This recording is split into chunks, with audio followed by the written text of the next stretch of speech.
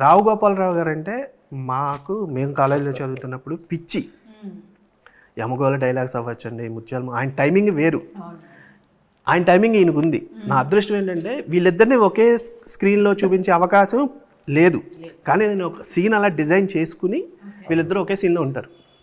ఆయన టీవీలో ఉంటారు, ఈయనేమో ఆ టీవీ చూస్తూ మధ్యలో సమస్య జరుగుతుంది. సర్ప్రైజ్ మూమెంట్ అండి.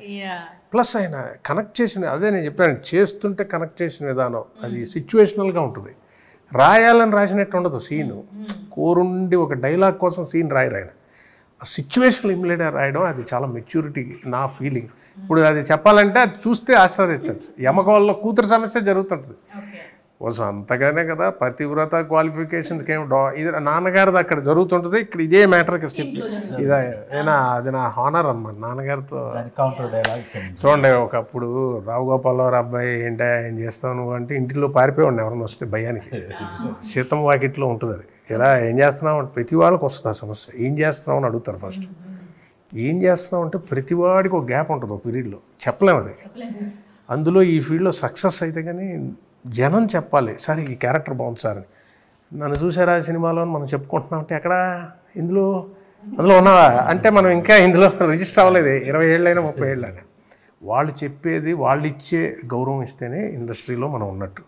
సో అలాంటి ఓ పరిస్థితుల్లో మనం ఏంట్రా రావు గోపాలరావు అబ్బాయిగా ఏం చేస్తాం, వాళ్ళ నాన్నగారి డైలాగ్కి యమగోళ ఆయన పెట్టి మధ్యలో నేను యాక్ట్ చేస్తూ అది ఒక గొప్ప అనుభూతి. ఆ ఫీల్ నాకు డైరెక్టర్ గారు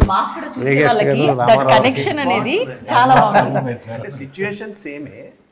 అది ఆయన ఎప్పుడో యమగోళలో 79, 78లో చేసిన సినిమా, దాన్ని మేము దీనికి ఇప్పటికీ కనెక్ట్ చేసాం. Situation same.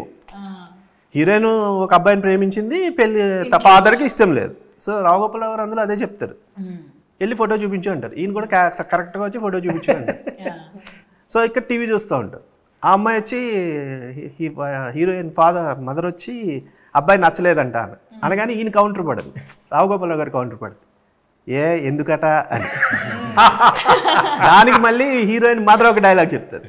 మీరు అనగానే నేను అనుకున్నా ఏ సీజీలో తీసుకొచ్చారా ఏదో అనుకున్నా, బట్ ఇది చాలా ఐకానిక్ సీన్ కదా.